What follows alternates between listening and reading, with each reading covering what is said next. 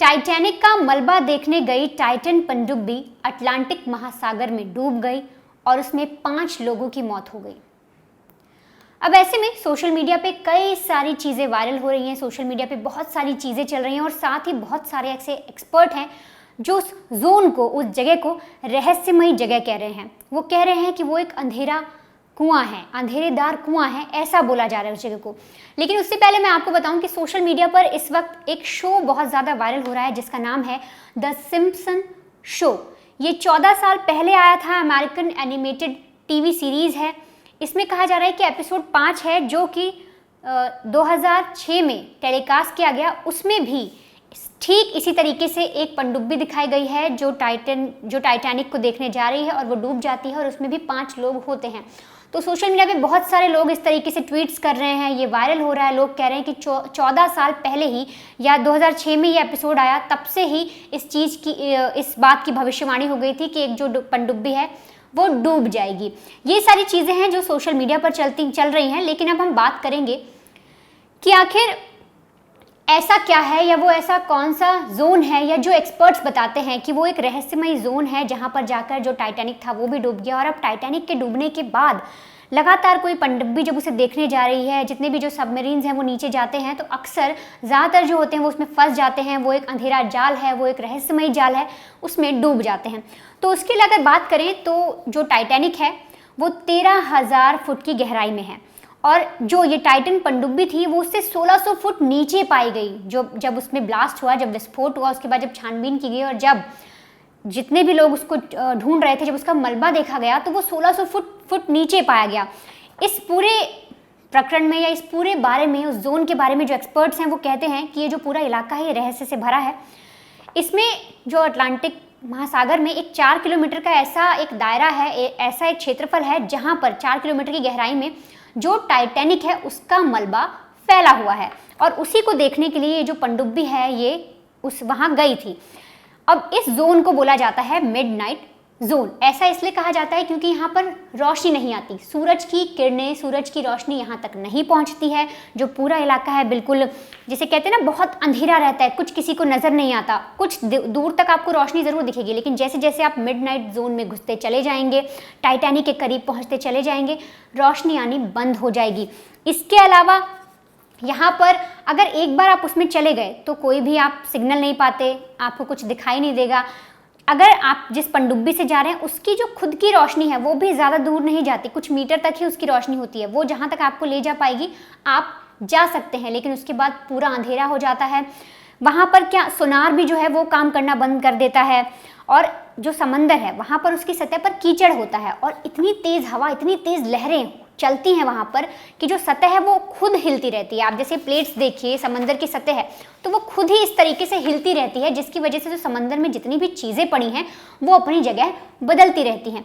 ऐसे में जो एक्सपर्ट्स हैं वो कह रहे हैं कि जब ये पनडुब्बी नीचे की तरफ गई तब एक तो इसे सिग्नल मिलना बंद हो गया और जब ये मिडनाइट जोन में घुसी तब इसे दिखना भी बंद हो गया और ना ये रडार के थ्रू ना ही सोनार के थ्रू, सोनार जैसे कि हम आवाज़ के जरिए संपर्क करते हैं उसके थ्रू इसे कोई भी सिग्नल नहीं मिला और ये उसमें फंसती चली गई। ये सारी चीज़ें एक्सपर्ट्स कह रहे हैं। अब अगर समुद्री एक्सपर्ट्स की माने तो उनका ये भी कहना है कि जो समंदर की सतह होती है उस पर दबाव बहुत ज़्यादा होता है। जैसे जैसे हम समंदर में ऊपर आते हैं उसकी अगर तुलना करें नीचे की सतह से तो 390 गुना ज़्यादा दबाव होता है और कोई भी चीज़ सीधे सीधे तौर पर फंसती चली जाती है।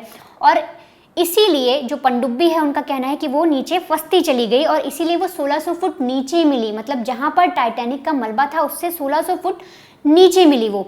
इसके अलावा जो बात सामने आ रही है कि पनडुब्बी किस तरीके से डूबी, अगर पनडुब्बी जिस तरीके से बनाई गई कैसे बनती है, अगर इतना ही दबाव होता है वहाँ पर 390 गुना ज़्यादा दबाव होता है तो फिर किस तरीके से पनडुब्बी बनाई जाती है। तो अगर मैं इसके बारे में आपको बताऊँ तो जो पनडुब्बी है उसकी जो वॉल है उसे बहुत मोटा रखा जाता है, काफ़ी ज़्यादा मोटा रखा जाता है ताकि जिस तरीके से समंदर की निचली सतह पर, बिल्कुल निचली सतह पर जब हवा और लहर बहुत तेज़ तेज़ चलती हैं तो एक करंट है वो उत्पन्न होता है और उस करंट की वजह से कोई भी सामान इधर उधर हिलता जुलता रहता है और अपनी जगह बदल लेता है। इसीलिए जो पनडुब्बी है उसकी जो वॉल है, उसकी जो दीवार है उसे इतना मोटा, इतना मजबूत बनाया जाता है कि कोई भी कंपन उसे महसूस ना हो और वो इधर से उधर फ्लोट ना करे। इसकी अगर बात करें तो उसकी जो सतह होती है उसकी मोटाई होती है 5 इंच की, उसका जो पिछला हिस्सा है जहाँ पर ऑक्सीजन टैंक होता है, पनडुब्बी की खिड़की होती है ऊपर, जिससे जो यात्री हैं वो बाहर देख सकते हैं क्या कैसा है, किस तरीके से दिखाई दे रहा है। और जो पनडुब्बी नीचे गई थी इसकी क्षमता होती है 5 लोगों को ले जाना, इसीलिए इस पनडुब्बी में 5 लोग बैठ कर गए थे। और इसकी गहराई, अगर हम गहराई की बात करें तो 13,000 फीट तक ये नीचे जा सकती है। 13,000 तक इसमें ये जो थी पनडुब्बी वो नीचे जा सकती थी। और वहीं पर 13,000 फीट पर ही टाइटैनिक का मलबा था। इसके अलावा अगर इसमें ऑक्सीजन की बात करें, जैसे बहुत जब खबर ये आई थी उसमें ये भी आया था कि ऑक्सीजन कम हो गया, इस वजह से पनडुब्बी डूब गई।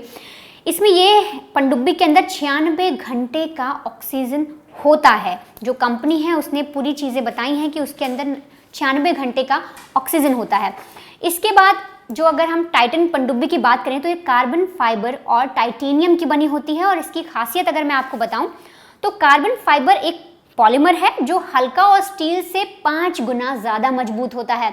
यहाँ पर मजबूती वाली बात आपको ध्यान में रखनी होगी, क्योंकि जैसे कि मैंने आपको पहले भी बताया कि जब समुद्र की सतह पर बिल्कुल नीचे कोई चीज़ पहुँचती है वहाँ पर बहुत तेज़ कंपन होता है लहर और हवा की वजह से, और इसी वजह से जो चीज़ें हैं वो इधर उधर चली जाती हैं, अपनी जगह बदल लेती हैं। इसीलिए इस पनडुब्बी को इतना मजबूत बनाया जाता है। और कार्बन फाइबर जो एक पॉलीमर है बहुत हल्का होता है लेकिन स्टील से बहुत ज़्यादा मजबूत होता है, उससे बनाया जाता है। और इसकी जो लंबाई थी ये 22 फीट की पनडुब्बी थी जो इसकी लंबाई थी। अब ऐसे में जैसे मैंने आपको एक सोशल मीडिया वाला बताया कि सोशल मीडिया पे किस तरह की चीज़ें चल रही हैं कि 14 साल पहले या साल 2006 में ही भविष्यवाणी कर दी गई थी एक एनिमेटेड शो के जरिए। उसके बाद कितनी नीचे ये पनडुब्बी गई और कैसे डूब गई, क्योंकि लोग जो एक्सपर्ट्स हैं वो कह रहे हैं मिडनाइट जोन है, वहाँ पर रोशनी नहीं आती, इस वजह से पनडुब्बी डूब गई। इसके अलावा जो एक्सपर्ट हैं वो ये भी कह रहे हैं कि अगर आपको याद हो, उनका ये मानना है, जब हमने एक्सपर्ट से इस बारे में पूछा तो वो ये भी कह रहे हैं कि अगर आप लोगों को याद हो 100 साल से ज़्यादा हो गए हैं टाइटैनिक को डूबे, लेकिन अगर अब भी हम टाइटैनिक की बात करें तो आज भी वहाँ पर इतना कंपन होता है जिससे जो उसका मलबा जहाँ पर रखा है वहाँ से आज भी वो इधर उधर अपनी जगह बदलता रहता है और साथ ही वो गल रहा है और टूट भी रहा है, ऐसा उनका कहना है।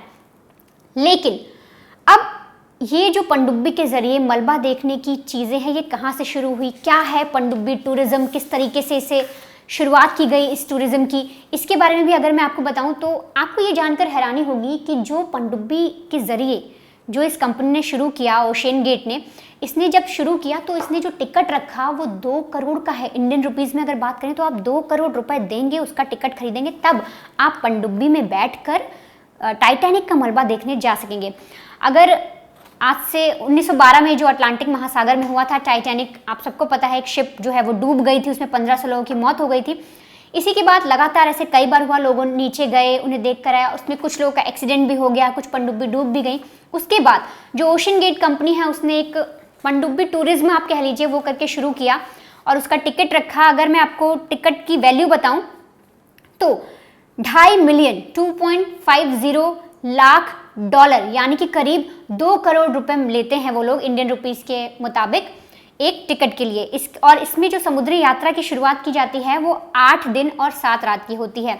और इससे पहले वो लोग क्या करते हैं, जैसे आपने टिकट खरीद ली और टिकट खरीदने के बाद वो पहले आपको इस चीज़ की ट्रेनिंग देते हैं, आपको कैसे पनडुब्बी में बैठना है, कैसे सर्वाइव करना है, किस तरीके से नीचे जाना है, कब जाना है। और इसके लिए एक लिमिट भी बनाई गई है कि 5 लोगों को ही वो नीचे लेकर जा सकते हैं। अब ऐसे में एक कंपनी और है, travel company brown and Hudson, उसके जो फाउंडर हैं फिलिप ब्राउन, उनका कहना है कि समुद्री यात्रा को बहुत ज़्यादा रोचक बनाने के लिए कई सारी कंपनियां जो हैं वो ऑफर निकाल देती हैं और इसके लिए लगभग आप मान के चलिए कि 3 लाख डॉलर यानी कि मोटा मोटा 3 लाख का आप मान के चलिए कि वो खुद पहले खर्च करती हैं उतना रुपए उस ट्रैवल पर, उसके बाद वो इतने का टिकट दूसरों से लेती हैं कि वो इतने का टिकट हमसे खरीदें।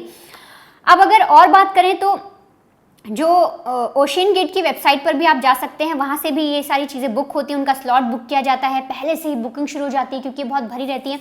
और इस मामले में जब हमने लोगों से पूछा कि जब इस तरीके का खतरा होता है, जब ऐसी चीज़ें होती हैं, तो एक्सपर्ट्स ने इसमें कहा कि लोगों को जो बहुत ज़्यादा रिच लोग हैं, जो अमीर लोग हैं, उन्हें लाइफ में रोमांच चाहिए होता है, उन्हें कुछ ऐसा करना होता है कि वो कुछ एक्साइटेड करें। वो लोग ये नहीं सोचते कि हमारी जान को खतरा है, या वो पैसे का तो बिल्कुल नहीं सोचते। वो लोग बस ये सोचते हैं कि हमें कुछ लाइफ में रोमांच मिलना चाहिए, इसलिए वो ऐसी चीज़ें या ऐसे कदम उठाते हैं। और इसी वजह से जो पनडुब्बी टूरिज्म है इस वक्त बहुत ज़ोर शोर से चल रहा है। लोग इसमें अप्लाई करते हैं, टिकट खरीदते हैं, और फिर टाइटैनिक पनडुब्बी की तरह, जिस तरीके से वो टाइटैनिक मलबा देखने गई, इस तरीके से लोग जाते भी हैं।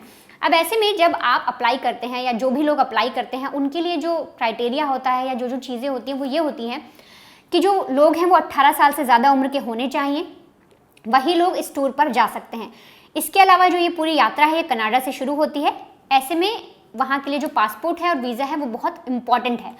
अब एक सप्ताह तक, यानी कि एक हफ्ते तक जो पनडुब्बी है उसमें वो आपको रखने की क्षमता रखती है। एक सप्ताह तक वो आपको रख सकती है। पानी के अंदर जैसी भी परिस्थिति है, अगर कोई सिचुएशन बिगड़ रही है, सिचुएशन बहुत बुरी होती जा रही है, तो इसके लिए आपको तैयार किया जाता है, और आप पहले से तैयार होने चाहिए। अगर आपको स्विमिंग नहीं आती, आप पानी में किसी तरीके से सिचुएशन को हैंडल करने में सक्षम नहीं हैं, तो ये लोग आपको मना कर देंगे, आपको उस चीज़ के लिए आगे नहीं करेंगे और आपको टिकट नहीं देंगे।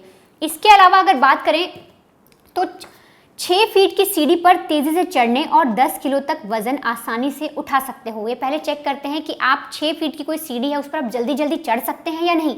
इसके अलावा क्या आप 10 किलो का वज़न आपको दिया जाता है, आप उठा सकते हो या नहीं, इस तरीके से भी ये टेस्ट लेते हैं। और मरीन टेक्नोलॉजी सोसाइटी ने इस बारे में बताया कि टाइटैनिक टूरिज्म के दौरान सुरक्षा के सभी मानकों का ख्याल रखा जाता है। मतलब जब हमने इनसे भी बात की, इस चीज़ का भी पता लगाया, तो ये सामने आया कि जितने भी जो टूर करने के लिए लोग जा रहे हैं, जो पैसेंजर्स हैं जिनको नीचे ले जाया जा रहा है समुद्र के तट तक, उनसे ये कहा जाता है, उनको पूरा आश्वासन दिया जाता है कि आपकी सुरक्षा, आपकी सेफ्टी बहुत अच्छे तरीके से होगी, आपको किसी भी तरीके का खतरा नहीं होगा। लेकिन ऐसे में 1000 दावे किए जाते हैं, कई बार दावे झूठे भी साबित होते हैं, जैसे कि इस बार। तो आप जितना भी सोचिए कि वहाँ से हमें सिक्योरिटी मिल रही है, सेफ्टी मिल रही है, इस तरीके की हमारे साथ कुछ गलत नहीं होगा, लेकिन समुद्र की यात्रा बहुत खतरनाक होती है और उसमें जान का खतरा होता ही है।